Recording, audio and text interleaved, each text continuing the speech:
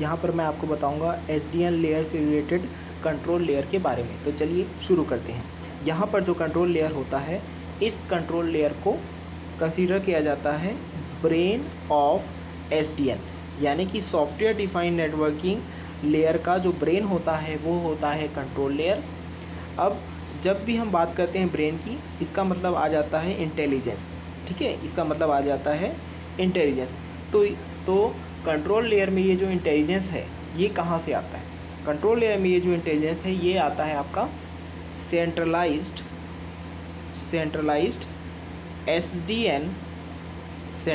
SDN controller software की मदद से कंट्रोल लेयर में यह इंटेलिजेंस आता है। अब यदि हम यहाँ पर बोल रहे हैं कि SDN कंट्रोलर की मदद से यहाँ पर कंट्रोल लेयर में इंटेलिजेंस आ रहा है, तो यहाँ पर जो SDN कंट्रोलर है वो क्या चीज़ है? देखिए, जो SDN कंट्रोलर है वो एक तरीके का एप्लीकेशन है। देखिए, SDN कंट्रोलर जो है वो एक तरीके का एप्लीकेशन है जो कि यूज़ होता है सॉफ्टवेयर डिफाइंड नेटवर्किंग आर्किटेक्चर में, जो मैनेज करता है फ्लो कंट्रोल को, ताकि इम्प्रूव किया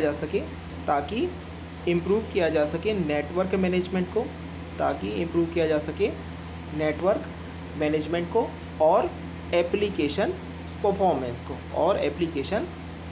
को। यहाँ पर जो SDN कंट्रोलर होता है वो SDN कंट्रोलर जनरली रन होता है एक सर्वर पे।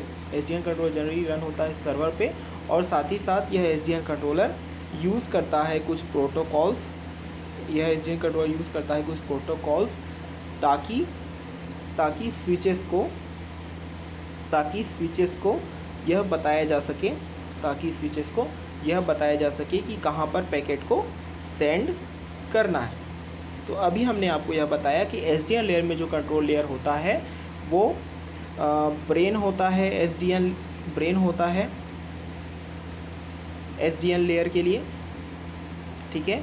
और यह जो इंटेलिजेंस आती है यह जो ब्रेन आता है कंट्रोल लेयर में वो आता है with the help of SDN controller. फिर हमने आपको SDN कंट्रोलर के बारे में भी यहाँ पर बताया, ठीक है। तो अब हम यहाँ पर कंट्रोल लेयर को थोड़ा सा और इसका डिस्क्रिप्शन करते हैं।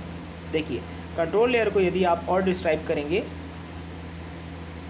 तो आपको यह पता चलेगा कि इस control layer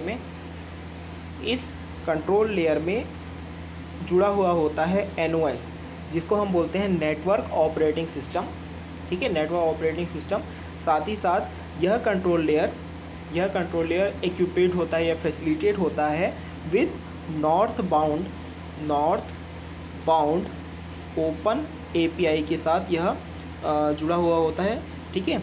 north bound open API जो है एक तरीके से ब्रिजिंग सॉफ्टवेयर है जो कि एप्लीकेशन लेयर के साथ भी जुड़ा हुआ होता है।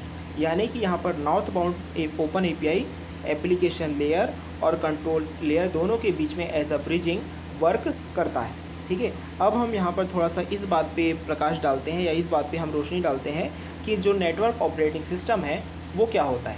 देखिए, जब भी हम बोलते हैं कि कोई operating system network operating system है, इसका मतलब हम बात करते हैं एक ऐसे कंप्यूटर ऑपरेटिंग सिस्टम के बारे में जो इस चीज़ के लिए फैसिलिटी देता है कि हम कनेक्ट कर सकें और कम्युनिकेट कर सकें बहुत सारे अलग अलग ऑटोनॉमस कंप्यूटर्स के बीच में ओवर ए नेटवर्क, ठीक है।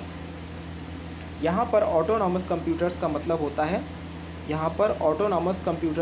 होता है ऐसे कंप्यूटर्स, ऑटोनॉमस कंप्यूटर्स का मतलब होता है यहाँ पर ऐसे कंप्यूटर्स जो कि अपने आप में एक इंडिपेंडेंट कंप्यूटर की तरह वर्क करती हैं, जिसकी खुद की एक लोकल मेमोरी हार्डवेयर और ऑपरेटिंग सिस्टम भी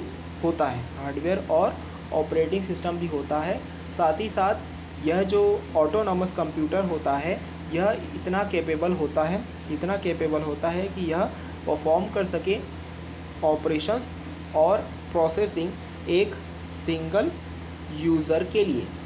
ठीक है, तो जैसे कि हमने आपको बताया कि एसडीएन लेयर्स के कंट्रोल लेयर में नेटवर्क ऑपरेटिंग सिस्टम भी मौजूद होता है। ठीक है, और यह नेटवर्क ऑपरेटिंग सिस्टम कनेक्टेड होता है साउथ बाउंड